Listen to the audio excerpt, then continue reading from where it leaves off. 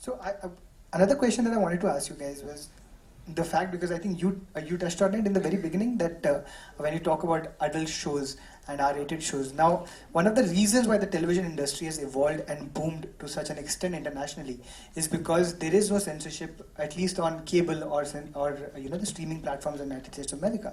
But in India, the other day I was seeing an English language channel where the word breast was subtitled as chest.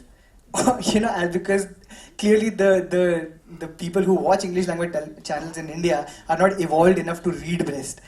So that's the kind of censorship we have in this country. So how do you push boundaries of storytelling in a country like India? And for this part of the panel, and for this part of the panel, the question would be: is censorship, the freedom that this medium allows, is that one of the biggest reasons why television is booming so much?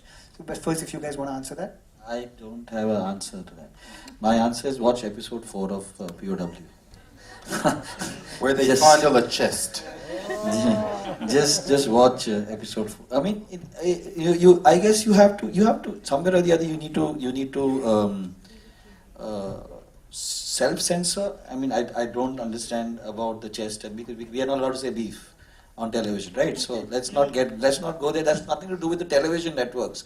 That has nothing to do with TV. That has to do with other things that we will not get into right now, because then we'll have to talk about lots of other stuff. So, but you need to understand that what is required was not required. I had a long meeting with the SNP, which is Standard and Practices. Am I getting it right?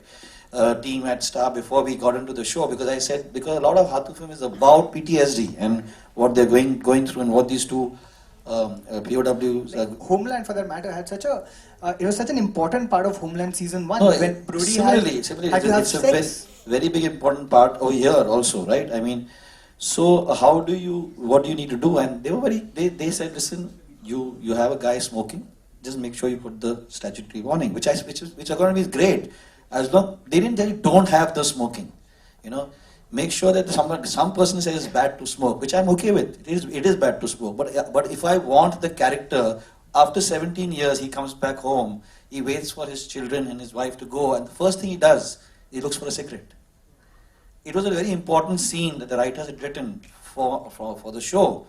And I felt that is very important. But dealing with the CBFC in India, I went to them and said, I'm going to have this scene, how are you going to do it? They said, do it. It's fine. It's very important. It's relevant. So what is relevant, you should fight for. You should very much fight for and say that this is what I want to do. But I mean, you don't need to put a girl in a bikini because she's just answering the phone, right? I mean, it's ridiculous. So I think that you need to know what you want to do. I think we're in a very interesting space with television in our country, because one of the big differences is that we do not have a censor board, right? And thank God for that. And we have the BCCC, where any of our viewers can go and complain if they find something objectionable. Therefore, all the controls that we have are internal, and therefore it is filmmakers, storytellers like Nikkhil, his partners on the executive side, people like me. We sit down and have a conversation, say what's the right thing to do, what's the boundary that we want to push, and why. And if we have a good enough logic from a storytelling perspective, we'd want to go ahead and push for that. I'll give you 2 examples. As we entered the last election cycle in our country, we were airing the 2nd season of Satyamev Jayate. And just before the country went, we put out the list of all the criminal candidates that every big political party was putting out there. So in a normal construct, for a television channel and for an entertainment television channel, this would be like a huge deal. Right? We did it, and I'm here telling you this tale. Second, right, we did a depiction of the Mahabharata, and in that, in the traditional scene where Draupadi is insulted and disrobed, we showed that the robes actually fall off of all the great gurus and the pillars of the Hastinapur court. So in reality, who got disrobed? Drona got disrobed, and Bhishma got disrobed, and Dhritarashtra got disrobed, and Vidur got disrobed. So I think these are boundaries that creative people, storytellers are pushing all the time. So this debate is a good debate to have, and there is leeway and scope for really pushing the envelope, and our viewers are ready for it. and we'll keep wanting to do that, and we'll do that hopefully in a very responsible way. Gideon, would you do television if there was censorship? Well, I don't know what kind of censorship we're talking about, but there are standards and practices in America as well. I mean, we can't say on network television words that people who run for president say. I mean, absolutely, and we can't. You know, there's more leniency toward violence than to sex, and so we all work within the boundaries of what a network can and cannot do. I don't see that as censorship. I see that as the framework. Yeah. And Carrie, for that matter, you know, would you have done true? I mean, it would never have been done in the way that you did it. But if a network television, a network channel in America would have offered the same thing to you that HBO did, would you still go for it? Given that networks in America do not allow for the kind of freedom that a cable or a streaming platform do. Maybe I would have done it out of ignorance, only because I didn't know all the rules. But having now worked at HBO and other networks, I realized there's a lot of freedom in working with a cable network that doesn't have commercials because of the things you can show on screen that would be in conflict if there was a commercial break. And also because of the S&Ps that are different for network television versus cable television. I myself have a terrible propensity to swear, and it ends up in my writing as well. And I think my sweet spot is probably on cable. But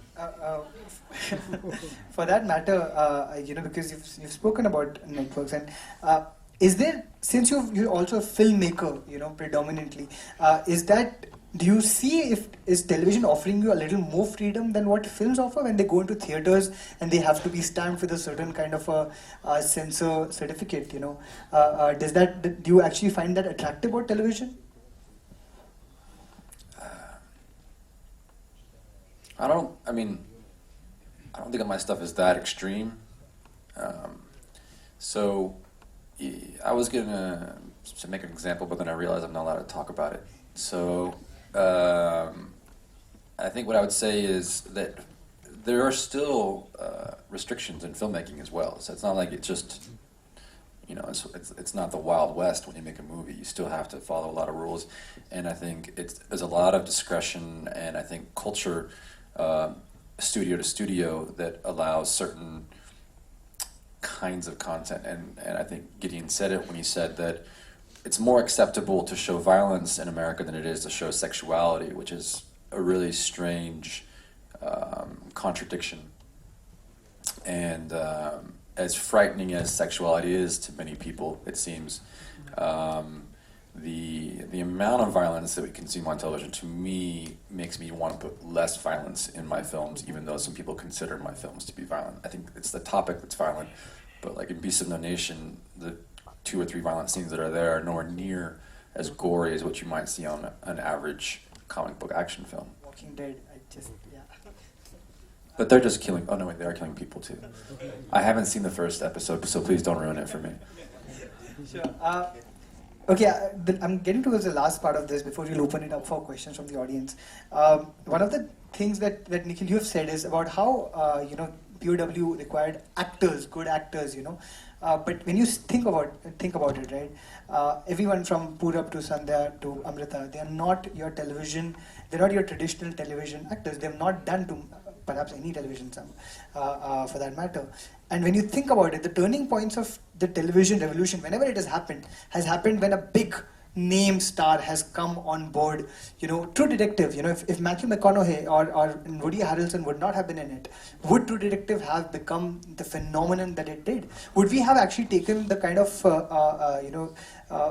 the human consciousness that that Tristan Cole was talking about as aggressively as we did when Matthew McConaughey was delivering those lines? So talent should not typically be correlated to storytelling, but somewhere, you know, the big names and stars are, in a sense, isn't it? So that's what I want to ask you. Would you have just worked, if you would have been given the option of working with television, someone from Diya Bati Hum for that matter, would you have still made POW, and could it have been launched in the way that it is being today? I don't, as long as the actor can act and say his lines and and perform what I want them to do. I don't care whether they've just done television, whether they've done the theatre, or whether they've done only film. These are the guys who I wanted to work with. These are some of the people. Manish Chaudhary, for that matter, somebody that was the first person when I started working with Sudhir Mishra. He was struggling to do a role in Sudhir Mishra's films.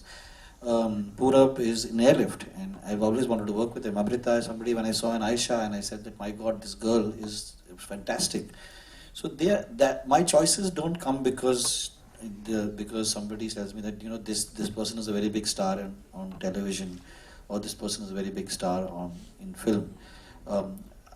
It's more because you want to work with this person. You think that person is good for the role and correct for the role. And if Gaurav had suggested somebody who they had worked with, I would possibly say, okay, let that person do an audition and let me see. did suggest Sandhya Mridhu. Yes, he did. So I said, let's just meet and let's discuss and let's see and let's move from there. I mean, I wanted to work with all these guys, and that's what they're there. In everything I do, television or film, it's about that.